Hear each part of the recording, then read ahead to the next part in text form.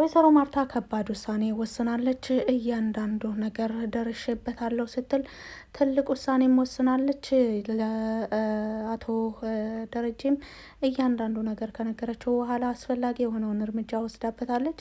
እንግዲህ ወይዘሮ ማርታ ያዘጋጀቻቸው እቃዎች አሉ። ለመሆኑ ከቤት የሚወጣው ማን ነው የሚለውን ነው ይዤላችሁ የመጣሁት። እንደሚታወቀው የሰላም ሚስጥርም ለናታን የሰጠችው በወይዘሮ ማርታ እጅ ነው።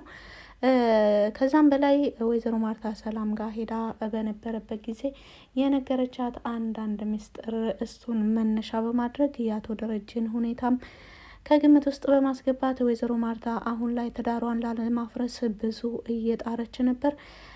ነገር ግን የወሰነችው ውሳኔ ምናልባት ትዳሯ ላይ ችግር ሊያመጣባት የሚችል ይመስላል። ምክንያቱም መራራቅ ለተወሰነ ጊዜም ቢሆን መራራቅ ምን ያህል ዋጋ እንደሚያስከፍል ከዚህ ታሪክ እንገነዘባለን። እንግዲህ ሰላም ልታረግዝ የቻለችው ወይዘሮ ማርታ ዱባይ በሄደችበት ጊዜ እንደሆነም ደጋግማ ተናግራለች። እንደዚሁ ለአቶ ደረጀም ስትነግረው ሰላም በወቅቱ ታስታውስ ከሆነ እትዬ ወደ ዱባይ በሄደችበት ጊዜ አንተ ሰክረህ መተህ ነበር በማለት ስትናገር ነበረ። የአንድ ቀን የአንድ ደቂቃ ክስተት የአንድ ደቂቃ ጥፋት ምን ያህል በህይወት ውስጥ ልናስተካክለው የማንችለውን ነገር ሊያበላሽ እንደሚችል ከዚህ ማየት ይቻላል። እንግዲህ ወይዘሮ ማርታ ራሷ ናት ከቤት የምትወጣው ወይስ አቶ ደረጀ ነው ወይስ ደግሞ ከቤት የምትወጣው ዳጣ ናት በሚለው ዙሪያ ላይ ነው እንግዲህ ዛሬ እንደሚታወቀው ወይዘሮ ማርታ ዛሬ ላይ እውነታው ላይ ልትደርስ የቻለችው በብዙ ማስተዋል ነው። እንደዚሁም አቶ ደረጀ በራሱ አንደበት እንድነግራት ብዙ ገፋፍታው ነበረ። ምን ሆኖ እንደዛ እንደሚጨነቅም እንደዚሁ እሱንም ጠይቃው ነበረ። አቶ ደረጀ ግን እውነታውን ለወይዘሮ ማርታ ለመናገር ዝግጁ አይደለም። ይልቁንስ ነገሩን አለባብሶ እንደዚሁም ሰላምንና የምትወልደውን ልጅ በእነሱ ዙሪያ በዚህ አጀንዳ ላይ ማውራትም እንደማይፈልግ ነው የምናየው። ወይዘሮ ማርታ ደግሞ ይህ ነገር ተለባብሰው እንዲቀር አትፈልግም። እውነት ደረጀ ያሰበበት የተጨነቀበት ነገር በምን ዙሪያ እንደሆነ ማወቅ ትፈልጋለች። ለዛም ነው ብዙ ጊዜ ጠይቃለች። በተለይ ባሳለፍነው ፓርት ላይ ሰላም ጋር ሄዳ እያንዳንዱ የሰላምን ሁኔታ ሰላም በተደጋጋሚ ይቅር በይኝ እትዬ በማለት ትናገራለች። ብዙ ጊዜ በተለይ ደግሞ ሰላም የወይዘሮ ማርታን እንክብካቤ ስታይ ወይዘሮ ማርታ ምንም አይነት የክፋት አስተሳሰብ የላትም፣ የክፋት ግምት የላትም። ስትንከባከባት ነበር። የአጥር ወፍ አትስማሽ፣ ብዙ የተለያዩ ነገሮች እንደዚሁም በስራ ዙሪያ ምንም ጫና ሳታደርግባት እንደዚሁም በልጁ አባት ዙሪያ ለራሱ እንደዚሁ ከጎረቤትና ከተለያዩ ሰዎች ስትሰማ ነው እንጂ ማን ነው የልጁ አባት ብላ የተናገረችው እየጠየቀቻት ምንም እሷን ለማስጨነቅ አልፈለገችም ነበረ። ነገር ግን የጎረቤት የሚያወሩትን ወሬ ስትሰማ ይህ ነገር ለእኛም ነጻነት ስለሚሆንን ቢታወቅ ምን ችግር አለው በሚለው አጀንዳ አወራች እንጂ ወይዘሮ ማርታ ሰላምን በምንም አይነት አስቸግራትም አስገድዳትም አታውቅም። እንግዲህ ሁሉ መልካምነት ለወይዘሮ ማርታ በአጸፋው ደግሞ ከባሏ ማርገዝን ጭራሽ ማስከተል የለበትም ብዬ ነው የማስበው። አንድ ሰው ምንም እንኳን ክፉ ብንሰራበት ያ ሰው በአጸፋው መልካም ነገር ለኛ የሚሰራልን ከሆነና ለኛ በጣም መልካም የሚባል አመለካከት ካለው ጥሩ ውለታ ከዋለልን በዛ ሰው ላይ መጥፎ ስራ መስራታችን በጣም ይጸጽተናል። ምንም እንኳን እኛ የልባችን ክፋት ልባችን በክፋት ተሞልቶ ያ ክፋት ያሰብነው ነገር ስለተሳካልን ምንም እንኳን ብንደሰት፣ ነገር ግን ከደስታው በላይ ደግሞ እነዛን ሰዎች ፈጽሞ መበደል እንደሌለብን ውስጣችን ሁሌ ነው የሚወቅሰን። ሰውን ሲወቅስ ምናልባት ለተወሰነ ጊዜ ነው የሚወቅሰው። በሆነ አጋጣሚ ወይ ስታገኙት ነው ወይ በዛ አጀንዳ ላይ ሲወራ ነው የምትወቅሱት ያንን ሰው ወይም ሊወቅሳችሁ የሚችለው። ህሊናችሁ ሲወቅሳችሁ ግን ሁሌም ነው።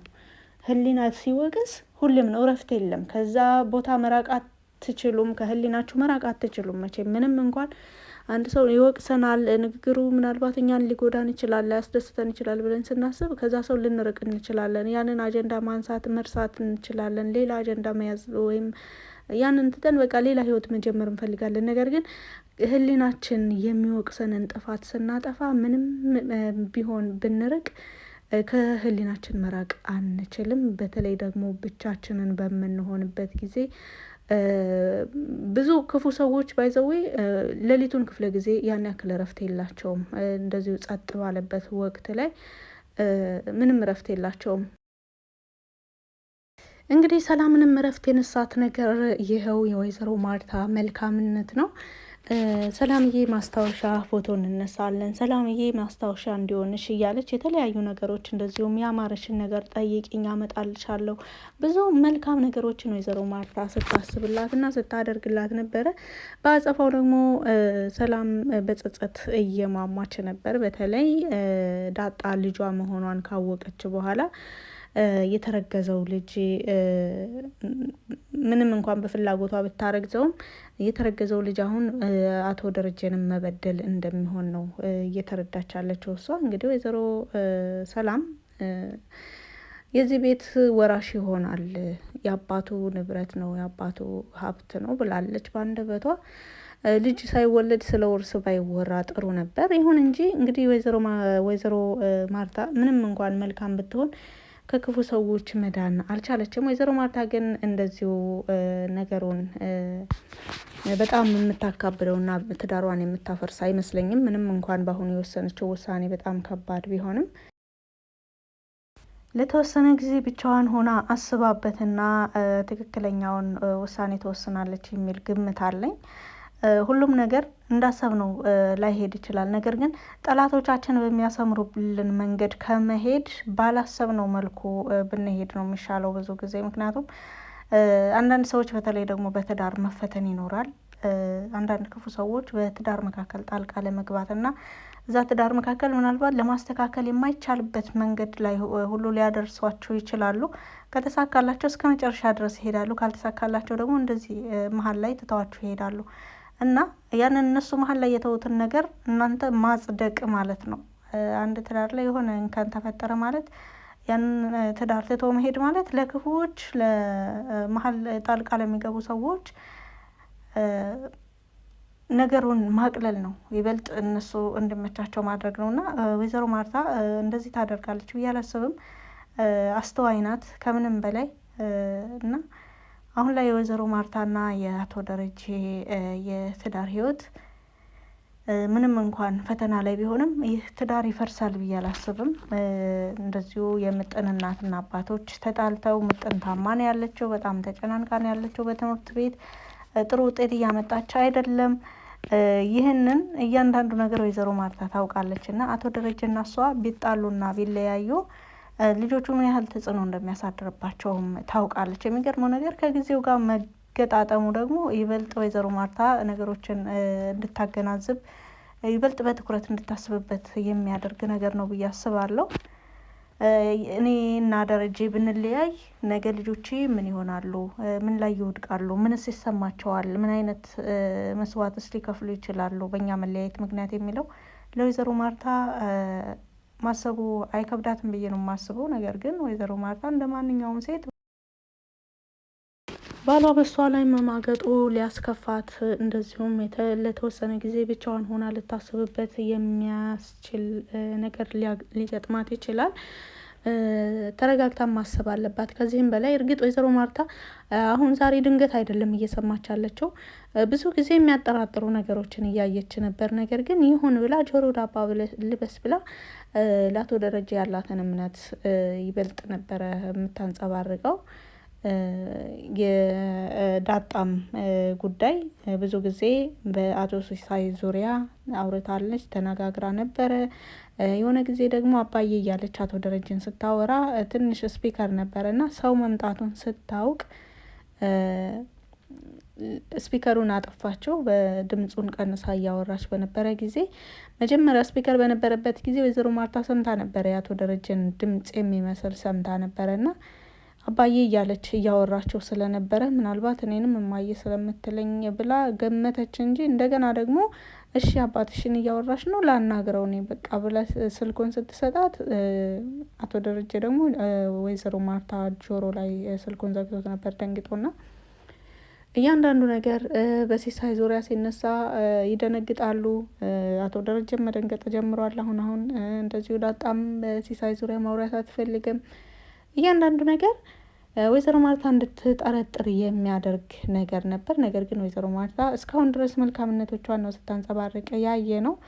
በጣም ወይዘሮ ማርታ ላይ ይሄ አይነት ነገር ሲፈጸም በጣም ያሳፍራል፣ በጣም ያናድዳልም፣ በጣም ጸጸት ውስጥ ይከታልም። አቶ ደረጃ አሁን የወይዘሮ ማርታ መልካምነት፣ የወይዘሮ ማርታ ጥንካሬ እስካሁን እንደዚህ ሁሉ እየተባለ እሷ ባሏን አለመጠርጠሯ፣ ሌላ ክፉ ነገር አለማሰቧ የወይዘሮ ማርታ መልካምነትን ስለሚያንጸባርቅ አቶ ደረጀ ብዙ ጊዜ ራሱን የሚወቅሰው አንቺ አትገቢኝም፣ እኔ ንጹህ ሰው አይደለሁም፣ አንቺ በጣም ጠንካራና ንጹህ ሰው ነሽ ብሎ የተናገረበት ፓርት ነበር። ምንም እንኳን ያለውን እውነት ፍንትው አድርጎ ባያሳያትም እሷ ንጹህ ሴት እንደሆነች ሁሌም ነው የሚናገረው። እንደዚሁም ለእሷም ቢሆን የሚነግራት እንግዲህ ወይዘሮ ማርታ አሁን ላይ እውነታውን ብታውቅም አቶ ደረጀ ምን ያህል እንደተጸጸተ፣ ምን ያህል እንደተጎዳ፣ ምን ያህል እንደተናደደ አይታ ስለነበር እሱን የሚያስደነግጥ ነገር ላለማድረግ ነው እየወሰነች ያለችው።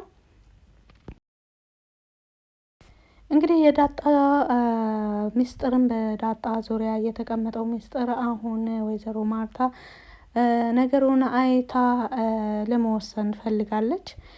ምክንያቱም ምንም እንኳን ተደባብቆ እዚህ ቢደርስም የአቶ ደረጀ እና እንደዚሁ የሰላም ጽንስ ምንም እዚህ ደረጃ እንኳን ቢደርስም ነገር ግን እውነታው መልሶ ወደ ወይዘሮ ማርታ መመለሱን እሷው አውቃለች፣ አረጋግጣለች። እንግዲህ ከአሁን በፊትም የአቶ ደረጀና የዳጣ የምርመራ ውጤት በወቅቱ የዳጣ ነው ብለው ነው የናሙናውን የወሰዱት። ይሁን እንጂ ያ የምርመራ ውጤት በወይዘሮ ማርታ እጅ በገባ ጊዜ ወይዘሮ ማርታ በተደጋጋሚ ያንን ወረቀት ለማስቀመጥ እንደዚሁ መልሳ ታስቀምጣለች፣ መልሳ ታነሳዋለች። በመጨረሻ ግን አንስታ እርግጠኛ ሆናበታለች። እንደዚሁ ይህንም ወረቀት አሁን ሰላም ያስቀመጠችውን ለናታን የሰጠችውን ወረቀት ወይዘሮ ማርታ አይታ ነገሩን ሚስጥሩን ለማወቅ የፈለገች ትመስላለች። እንግዲህ ወረቀቱን ስትከፍተው አቶ ደረጀ ፊት ለፊት ነው ወይስ ብቻዋን ሆና ነው የምትከፍተው የሚለውን ባይዘዌ በጣም የሚገርም ነው። አሁን ወይዘሮ ማርታ የሰማችው በዳጣ ዙሪያ ያለውን ነገር ሳይሆን በሰላም በጸነሰችው ጽንስ ዙሪያ ያለውን ነው። ይባስ ብሎ ደግሞ አሁን ወረቀቱን ስትከፍተው ዳጣም የሰላም ልጅ መሆኗን ስታውቅ ያኔ እንግዲህ ምን አይነት ጸብ እንደሚነሳ፣ ምን አይነት ውሳኔ እንደምትወስን እንኳን ለማመን ለማሰብም ይከብዳል። ወይዘሮ ማርታ ላይ ይሄ አይነት ነገር አይገባትም ነበር። በጣም ነው የሚያሳዝነው። በቪዲዮ ላይ ማንኛውንም አስተያየት በኮሜንት ስር መጻፍ ትችላላችሁ። ስላዳመጣችሁ ከልብ አመሰግናለሁ። መልካም ጊዜ